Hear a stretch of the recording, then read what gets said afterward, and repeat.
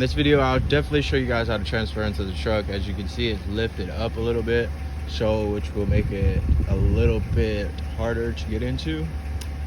But let's see how it goes. So what you want to do is you want to pull in as close as possible.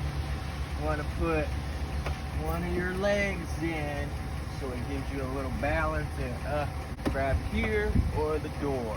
I grab the door, hand on the seat, up and at him. Work out, look. And then now we're in. And then this guy puts the chair in the back and then bam.